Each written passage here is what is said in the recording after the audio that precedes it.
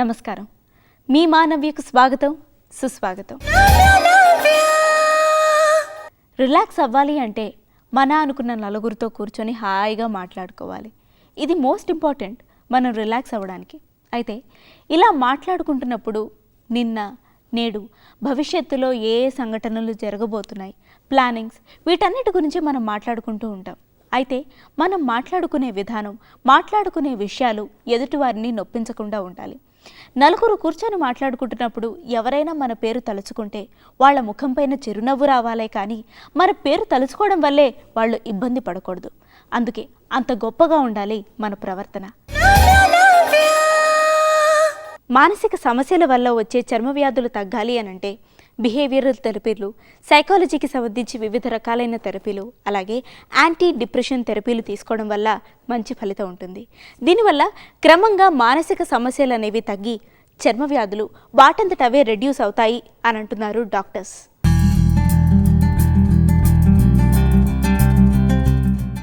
ఇంతకుముందు మీకు చెప్పిన విధంగా చాలామంది పిప్పిపళ్ళతో నొప్పితో రావడం కాకుండా ఇంకొక కామన్ ప్రాబ్లం ఏంటంటే చిగుళ్ళ ప్రాబ్లం ఎలా వస్తుందంటే మనకు కనపడిన ఒక లేయర్ మన పళ్ళ మీద పెరిగిపోతుంది. That is called plaque. ఈ ప్లాక్ అనేది కనుక నెగ్లెక్ట్ చేస్తే, సో కొన్నిసార్లు నెగ్లెక్ట్ చేయడం వల్ల ఇదేమవుతుందంటే గట్టిగా పడిపోవడం వల్ల దీన్ని గార లేదా ఇంగ్లీష్లో చూపాలంటే టార్టర్ అంటారు. ఈ టార్టర్ అనేది ఒకవేళ గట్టి పడిపోవడం వల్ల నార్మల్ బ్రషింగ్తో క్లీన్ చేయడం కుదరదు. సో ఇలాంటి సిచ్యువేషన్లో ప్రొఫెషనల్ క్లీనింగ్ అవసరం.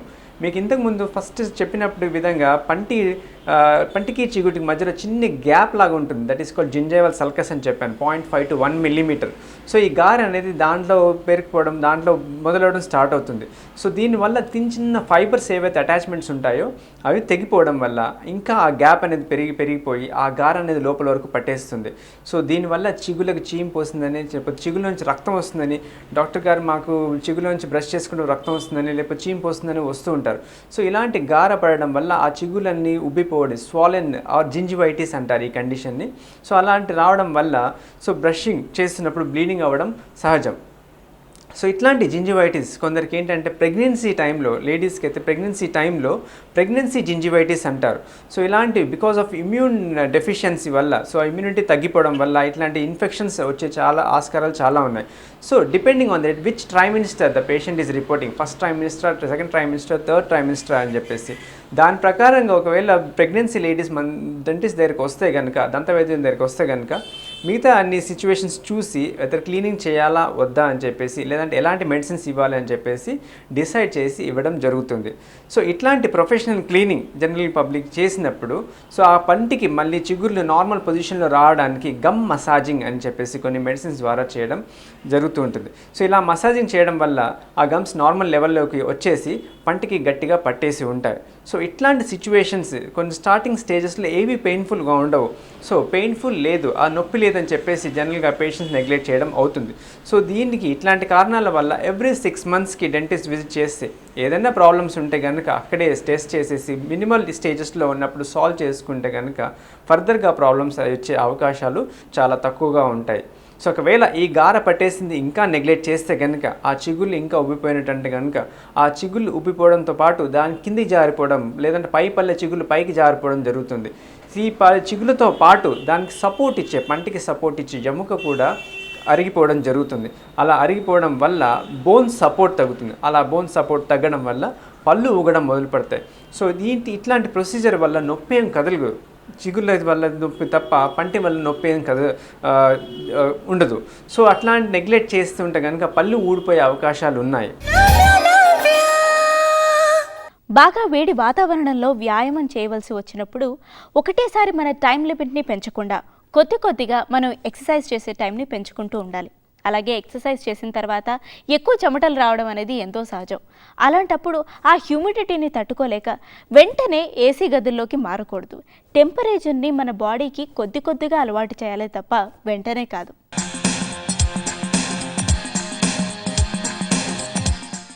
నడుముకు సంబంధించిన ఎక్సర్సైజ్ గురించి ఇప్పుడు నేను కొన్ని చెప్పబోతున్నాను. యూజువల్లీ టీనేజర్స్ ఎక్కువగా నడుము మీద కాన్సన్ట్రేషన్ చేస్తారు, నడుము స్లిమ్గా ఉంచుకోవడానికి ప్రయత్నం చేస్తుంటారు.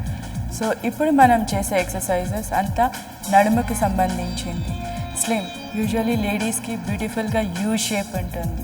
సో ఆ యూ షేప్ని మెయింటైన్ చేయడానికి కొన్ని స్ట్రెచింగ్ ఎక్సర్సైజెస్, కొన్ని బ్రీతింగ్తో పాటు స్ట్రెచ్ చేసే ఎక్సర్సైజెస్, కొన్ని స్ట్రెచింగ్ అంటే బ్రీతింగ్ మీద కాన్సన్ట్రేషన్, స్లో బ్రీతింగ్తో ఉంచుకొని బాగా ఎక్కువగా స్ట్రెచ్ చేస్తూ ఫాస్ట్ మూమెంట్స్తో స్ట్రెచింగ్ చేసే ఎక్సర్సైజెస్ గురించి ఇప్పుడు నేను కొన్ని చూపిస్తూ ఉంటాను.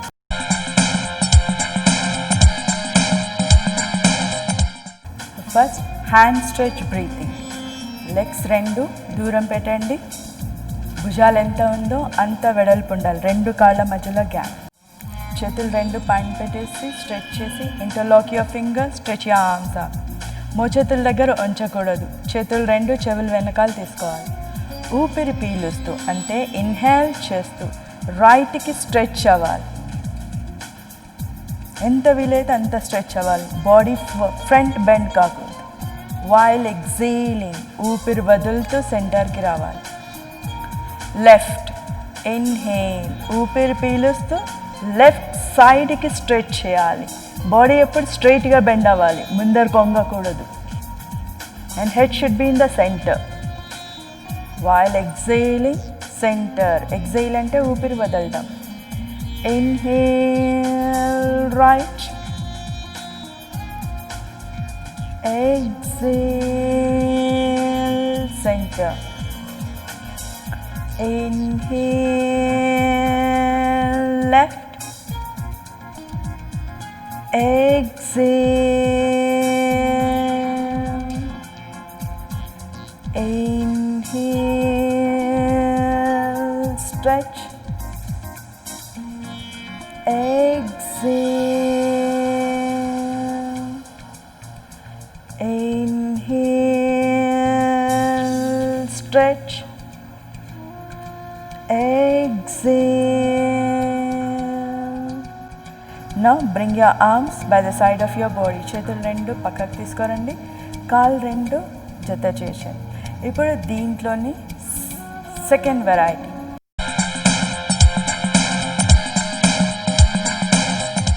కుడి కాళ్ళు ముందర పెట్టండి. రెండు అరికాళ్ళ మధ్యలో కొంచెం gap. Interlock your fingers, stretch the arms. Now right inhale, మోచేతులు రెండు స్ట్రైట్గా ఉంటాయి. Centre, exhale.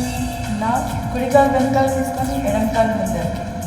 Right left inhale centre, exhale right. Inhale, exhale, change. Inhale, exhale.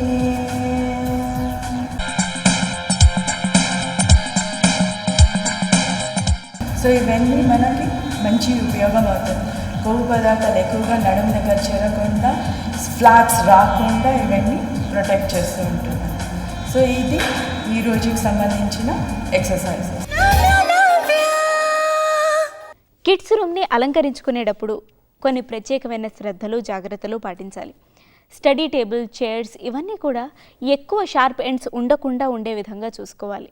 అలాగే వాల్స్ పైన మన ఫ్యామిలీ ఫొటోస్, పిల్లలు వాళ్ళ ఫ్రెండ్స్తో దిగిన ఫొటోస్, మిక్కీ, మిన్నీ మౌస్లు ఇవన్నీ ఎంతో చక్కగా ఉంటాయి. అండ్ స్టడీ టేబుల్ మీద ఇప్పుడు క్రిస్టల్తో చేసిన షో పీసెస్ అనేవి ఎంతో ఫ్యాషన్. సాఫ్ట్ టాయ్స్తో చైల్డ్ రూమ్స్ అలంకరించుకున్న చూడడానికి ఎంతో బాగుంటాయి. పిల్లలకు కూడా ఒక కొత్త ఆనందాన్ని ఇస్తాయి.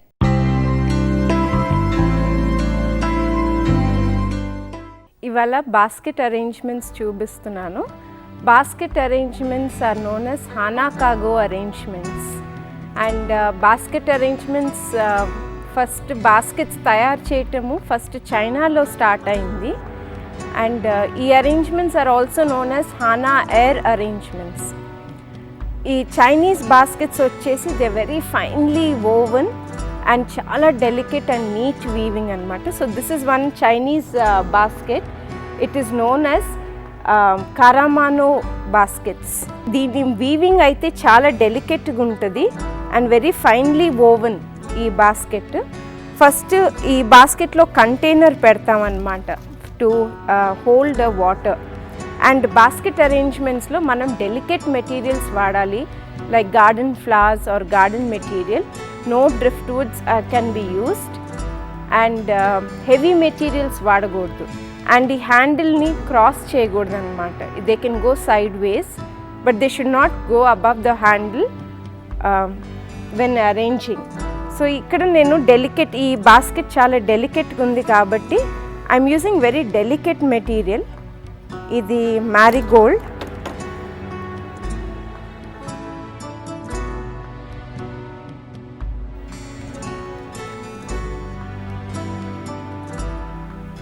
రెండే వాడి I will give use variegated leaves which is very close to that color. And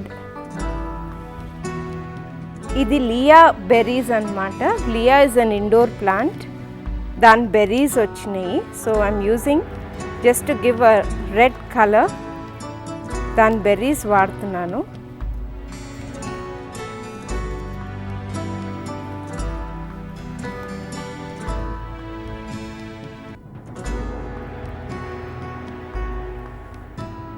ఒక సింపుల్ హాఫ్ బ్రేక్ ఇచ్చి ఇంకో ఫ్లవర్ ఇంట్రడ్యూస్ చేశాను, ఇన్సర్ట్ చేశాను. So it forms a triangle. Always ఈ బాస్కెట్ అరేంజ్మెంట్స్ జనరల్గా బేస్, వుడెన్ బేస్ వాడతాము. When we're arranging always ఒక wooden base, wood cut base వాడతాం అన్నమాట. ఈ చైనీస్ బాస్కెట్, కరమానం బాస్కెట్లో డెలికేట్ మెటీరియల్స్ వాడి అరేంజ్ చేసాము using marigold, variegated grass and Leah red berries to complement with this yellow color, and Leah leaves vaadamu to show a dash of green annamata.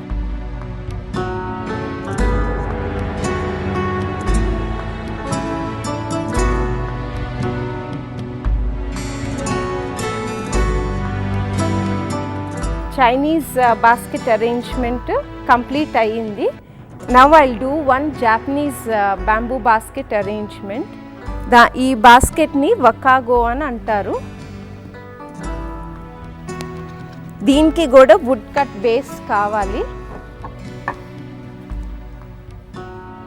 ఇది Japanese వకాగో basket. ఇది జనరల్గా Japanese baskets కొంచెం vessels లాగా ఉంటాయి అన్నమాట. ఇదివరకు లూజ్గా వీవ్ చేసేవాళ్ళు, ఇప్పుడు మాత్రం కొంచెం రిఫైన్డ్గా చేస్తున్నారు. Weaving is more refined. So nice curves are there for these ferns.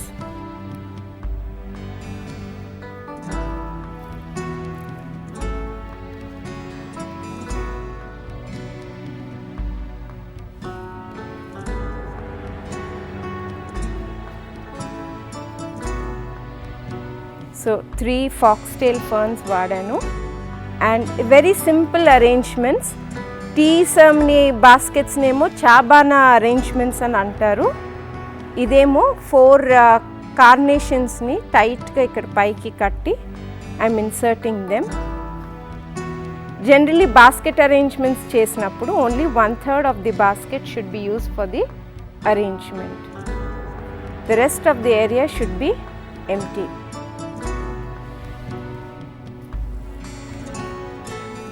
And only delicate materials are used, no driftwoods or floral lines crisscross avagordu. And western flowers I vaadagordu, and even commercial variety flowers kuda vaadam ee basket arrangements lo.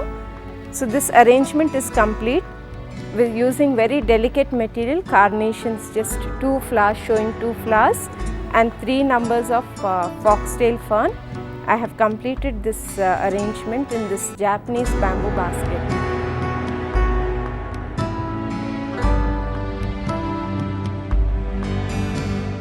ఈ bamboo baskets apart from bamboo, because China, Japanలో ఎక్కువ bamboo ఉంటుంది కాబట్టి, ఈత చెట్లు ఎక్కువ ఉంటాయి కాబట్టి వాళ్ళు బ్యాంబూ వాడతారు.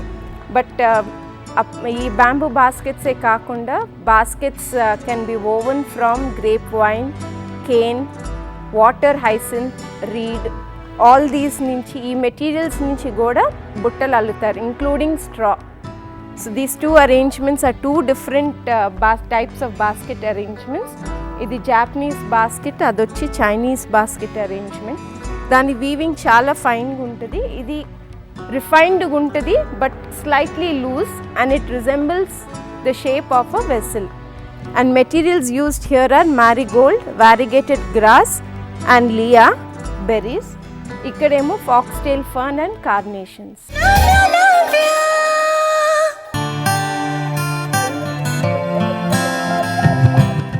అందంలో ఒక అందమైన సెగ్మెంట్కి స్వాగతం. ఈరోజు మనతో పాటు ఉన్నారు శైలేష్ గారు, మన హెయిర్ స్టైలిస్ట్. మరి ఈరోజు ఏ కొత్త స్టైల్ చేసి చూపిస్తారో అడిగి తెలుసుకుందాం. హలో శైలేష్ గారు. సో ఇప్పుడు ఏ హెయిర్ స్టైల్ చేసి చూపిస్తున్నారు మాకు? మెస్సీ కట్ చేసి. Messy cut, okay. మరి దీనిలో డిఫరెన్స్ ఏముంటుంది ఇప్పుడు ఉన్న దానికి నెక్స్ట్? లెంత్ సేమ్ మెయింటైన్ అవుతుంది. ఓకే. ఫార్వర్డ్లో ఇక్కడ ఇంక్రీజింగ్ ఆర్డర్లో వస్తుంది. ఇక్కడ ఓకే, ఇక్కడ స్టెప్స్ వచ్చేసి. ఓకే, సో లెంత్ అంతే ఉండి ముందర అయితే స్టెప్స్ వచ్చేస్తే స్టార్ట్ చేద్దామా? ఇక్కడ ఫోర్ కవర్ అవుతుంది ఫ్రంట్లో. ఓకే, ముందర ఇప్పుడైతే నార్మల్గా ఉంది, ఇప్పుడు కవర్ అయిపోతుంది. ఫ్రంట్ ఫోర్ కవర్ అవుతుంది, ఇక్కడంతా లేయర్స్ వస్తాయి ఇక్కడ ఫ్రంట్. ఓకే, సో స్టార్ట్ చేద్దామా హెయిర్ కట్? సో ఇట్లా స్ట్రైట్ హెయిర్ ఉన్న వాళ్ళు ట్రై చేయొచ్చా ఇది హెయిర్ స్టైల్? ఈ స్ట్రైట్ అండ్ హెయిర్ కదా, ఎక్కువ కట్ చేస్తే బాగుండదు. స్ట్రైట్ అండ్ హెయిర్కి ఆల్రెడీ రిబాండింగ్ చేసిన హెయిర్ ఉంది. ఓకే, సో దీన్ని ఆల్రెడీ స్ట్రైటన్ చేసేసారు కాబట్టి ఎక్కువ కట్ చేయకుండా మీరు జస్ట్ మెస్సీలోకి ఇస్తున్నారు. ఫస్ట్ ఏం చేస్తున్నారండి? సెక్షన్ తీస్తున్నాను. బ్యాక్ సైడ్ కట్ చేసి తర్వాత ఫ్రంట్ చేసి. ఓకే, సో ఫస్ట్ ఇప్పుడు బ్యాక్లో స్టార్ట్ చేస్తున్నాను. అంటే మీరు లెంత్ సేమ్ ఉంచుతున్నారు కదా, స్టెప్స్ వస్తున్నా వెనుక కూడా? వస్తుంది. సో ఫస్ట్ హెయిర్ స్ట్రైటన్ చేసే ఉంది కాబట్టి ఎక్కువ డిఫరెన్స్ ఏం చేయట్లేదు, జస్ట్ మెస్సీ లుక్ ఇస్తున్నారనమాట. స్టార్టింగ్లో ఇప్పుడు క్లిప్ చేసేసి పార్టీషన్ చేసి ఇప్పుడు వెనక్కి ఏదైతే ఉందో దానికంతా స్టెప్స్ ఇస్తారు. సో ఇలా స్ట్రైట్ చేసిన వాళ్ళు చాలా హెయిర్ స్టైల్స్ ట్రై చేయొచ్చు కదా. ఎలాంటి హెయిర్ స్టైల్స్ అయితే బాగుంటాయి ఇలా స్ట్రైట్నింగ్ స్ట్రైట్ చేసిన తర్వాత చాలా హెయిర్ స్టైల్ చేసుకోవాలి. లాంగ్ టైం అయిన తర్వాత చేయలేమండి. ఎక్కువ హెయిర్ కట్ చేస్తే కొంచెం వేవీగా వస్తుంది, ఫ్రంట్లో వేవీగా వస్తుంది, ఎండింగ్స్ మొత్తం స్ట్రైట్ ఉంటుంది. సో ఇలా హెయిర్ స్ట్రైటన్ చేసుకుంటే ఎలాంటి మెజర్స్ తీసుకోవాలండి అది అలాగే ఉండాలి అంటే? మామూలు రిబాండింగ్ చేసుకున్న తర్వాత రూట్ నుంచి పెరుగుతుందండి. ఓకే, రూట్ నుంచి పెరిగేది న్యాచురల్ హెయిర్ వస్తుంది. ఓకే, చేసిన హెయిర్ అలానే పర్మనెంట్ ఉంటుంది. సో పెరుగుతున్నప్పుడు హెయిర్ డిఫరెంట్ వచ్చేస్తూ ఉంటుంది. డిఫరెన్స్ వచ్చేస్తుంది. మరి అది చేయించుకోవాలంటే డిఫరెంట్గా కింద హెయిర్ నుంచి చేసుకుని పెరుగుతున్న కొత్త 6 months తర్వాత చేసుకోవచ్చు మళ్ళీ. ఓకే, 6 monthsకి ఒకసారి చేయించుకోవాలి ఇలా అయినా కూడా. సో ఈ కర్ల్స్ కూడా చేయించుకుంటే మనం పర్మనెంట్గా అవి కూడా ఇలాగే ఉంటుందా 1 year దాకా? 1 year వరకు ఉన్నది, 3 months వరకు ఉంటుంది. పర్మనెంట్ చేయించుకున్నా కూడా? పర్మనెంట్ చేయించుకున్నాను. ఓకే, మరి మెయింటైన్ చేయాలి ఎలా అండి కర్ల్స్ కనుక మనం చేయించుకునే పర్మనెంట్ కూడా? హెయిర్ కట్ ఇలా చేయించుకోవచ్చా? ఇప్పుడు దీనికైతే ఎక్కువ చేయించుకోకూడదు హెయిర్ స్టైల్స్. కర్ల్ చేయించుకుంటే చేసుకోవచ్చా? కర్ల్స్కో ఖాళీ క్రంచ్ చేసి వదిలేసాను హెయిర్కి. ఓకే, సో ఇంకేం ఎక్కువ కాంబింగ్ అవన్నీ ఉండకూడదు? ఉండదు. ఈ హెయిర్ స్టైల్ ఇప్పుడు మీరు చేస్తుంది మెస్సీ లుక్ ఏజ్ గ్రూప్ వాళ్ళకైతే సూట్ అవుతుంది? యంగ్స్టర్స్కి బాగుంటుంది. యంగ్స్టర్స్ వరకు ట్రై చేయొచ్చు. ఓకే, సో వింటున్నారు కదండి, యంగ్స్టర్స్ వరకు కాలేజ్ వెళ్ళే వాళ్ళు కానీ ఇలా మెస్సీ లుక్ ట్రై చేయొచ్చు. మెయింటెనెన్స్ దీనికి కూడా చాలా తక్కువ అంటున్నారు. సో సింపుల్గా ఉండాలంటే మీరు ఇలాంటి హెయిర్ స్టైల్ ట్రై చేయొచ్చు.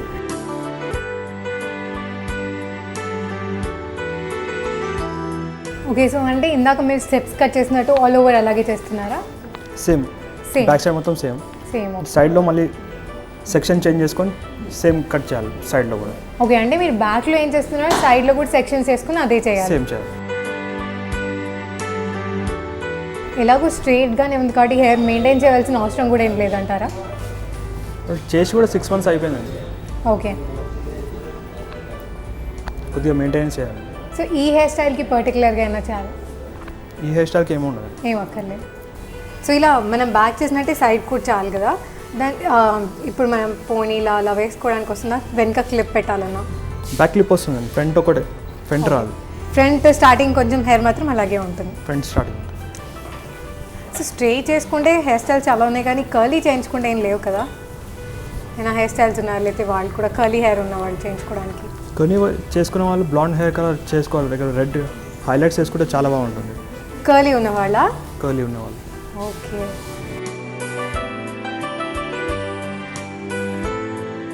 వెనక సైడ్ చేసేసినట్టేనా? బ్యాక్ అయితే.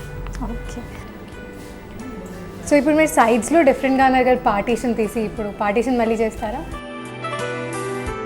పైన హార్స్ సెక్షన్ తీసుకొని ఇప్పుడు సైడ్లో స్టార్ట్ చేయాలి మళ్ళీ సేమ్. ఓ ఫస్ట్ ఇలా చేసేసి నెక్స్ట్ అప్పుడు సైడ్లో చేస్తారా?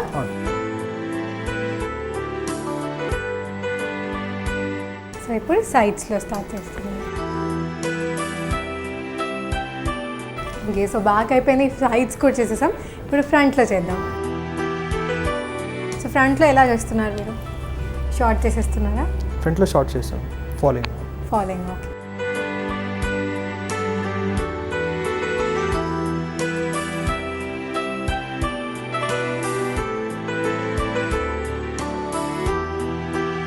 ఓకే, సో ఇలా సైజ్లో కూడా స్టెప్గా వస్తుంది. స్టెప్గా వస్తుంది.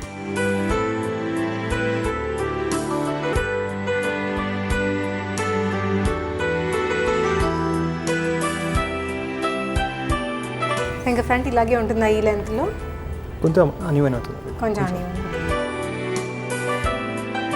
అంటే ఇలా ఫ్రంట్కి వేసుకోవచ్చు, సైడ్ కూడా చేసుకోవచ్చు. సైడ్ కూడా చేసుకోవచ్చు. ఓకే, సో ఇప్పుడు ఫ్రంట్ లెంత్ ఎంతే ఉంటుందా అని తగ్గిస్తారా? కొంచెం అన్ఈవెన్ చేస్తాను. అన్ఈవెన్ చేసేస్తారు కొంచెము.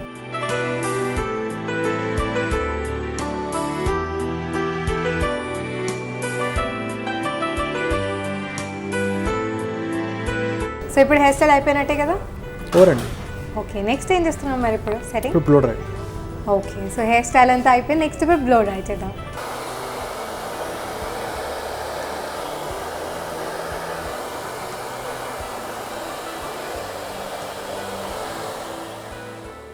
బ్లో డ్రై అయిపోయింది. ఓకే, బ్లో డ్రై కూడా అయిపోయింది. ఇంకా హెయిర్ కరెక్ట్గా ఇలాగే కదా ఇంకా సెట్ చేసేసి ఉండేది? సెట్ చేసే ఇలా. ఓకే, చాలా బాగా వచ్చింది. ఇక్కడ స్టెప్స్ కూడా మీకు చెప్పినట్టు చాలా బాగా వచ్చినాయి ఫ్రంట్లో.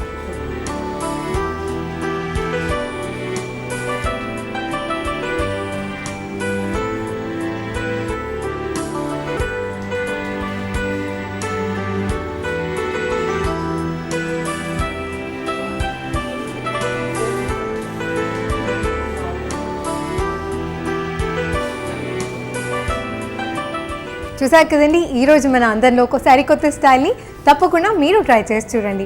మరో అందంలో మళ్ళీ కలుసుకుందాం. గోజీ ఫ్రూట్ కాలేయ పనితీరుని మెరుగుపరుస్తుంది. అలాగే క్యాన్సర్కి సంబంధించిన కణాలని శరీరంలో పెరగనివ్వకుండా నిరోధిస్తుందట. అంతేకాకుండా బీపీ, షుగర్, కొలెస్ట్రాల్ ఇవేవి మన దరిచేరనివ్వదు.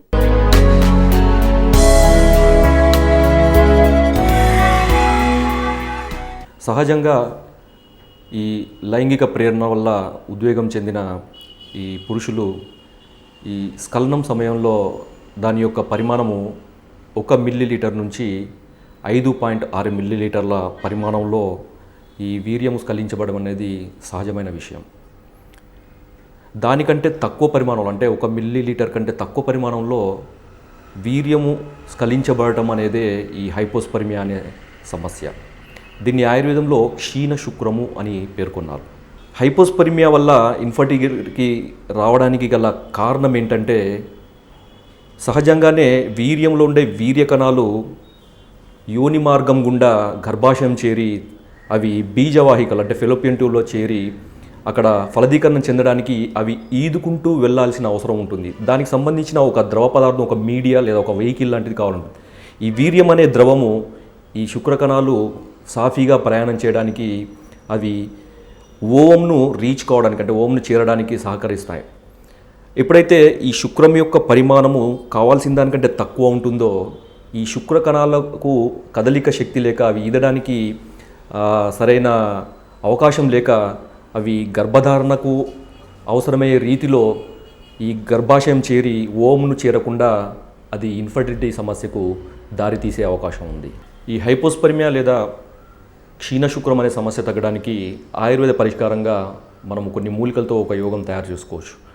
ఈ యోగానికి కావలసిన మూలికలు మొట్టమొదటిది అశ్వగంధ, శతావరి, అదేవిధంగా దూలగొండి విత్తులు, తెల్ల తెగడ లేదా నల్ల తెగడ, శొంఠి, పిప్పళ్ళు, మిరియాలు, మిశ్రి, దీన్నే కలకండ లేదా పటిక బెల్లము అని అంటారు.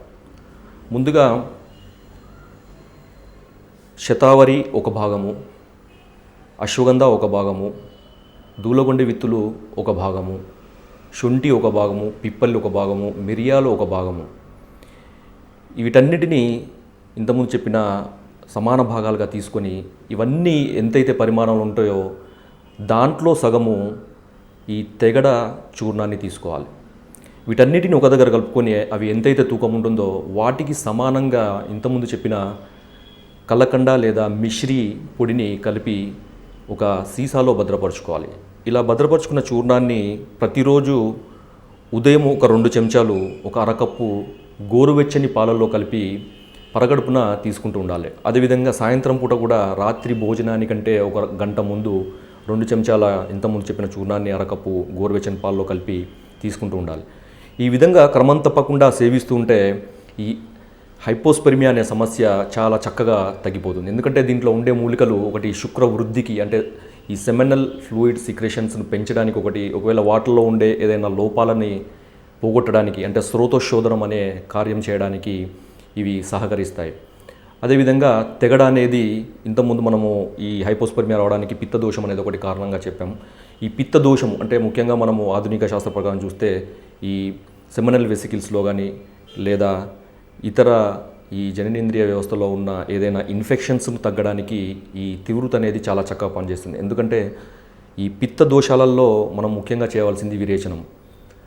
ఈ విరేచనకారిగా ఉండే ఈ తివృత వల్ల కూడా ఇన్ఫెక్షన్స్ అవి అని తగ్గి పిత్తదోషం తగ్గడం వల్ల ఈ ఇన్ఫెక్షన్స్ కూడా తగ్గి అక్కడ ఉన్న జననేంద్రియ వ్యవస్థలో ఉండే అన్ని రకాల గ్రంథులు సక్రమంగా పనిచేసి వీర్యం యొక్క ఉత్పత్తి అనేది చక్కగా జరిగి తద్వారా మంచి క్వాలిటీ ఉన్న వీర్యోత్పత్తికి దోహదం చేస్తాయి. తద్వారా ఈ సంతాన లేమికి కారణమైన ఈ హైపోస్పెర్మియా అనే సమస్య చాలా అద్భుతంగా తగ్గిపోతుంది. మన అనుకున్న వారు ఎంతటి వారైనా సరే, ఎవరైనా సరే సమస్యని వాళ్ళంతట వాళ్ళుగా ప్రస్తావించినప్పుడు అది కూడా మనం పరిష్కరించగలం అని అనుకున్నప్పుడు మాత్రమే ఆ సమస్య గురించి వాళ్ళ దగ్గర మాట్లాడాలి. లేదా వాళ్ళని ఓదార్చడం కంటే బెస్ట్గా మనం ఏం చేయగలం చెప్పండి. అందుకే ఆల్వేస్ కీప్ స్మైలింగ్. నవ్య మీద మీ సలహాలని, సూచనల్ని, అభిప్రాయాల్ని మాకు తప్పకుండా రాసి పంపించండి. మా address Navya, care of director, Doordarshan కేంద్రం, రామంతపూర్, హైదరాబాద్ 5,13,. మా ఈమెయిల్ ఐడి navya.doordarshan@gmail.com. ఉన్నమలుంటాయి, అమావాసలుంటాయి, చంద్రునికి ఎప్పుడు కళలుంటాయి, బ్రతుకు బాధ్యతల పడ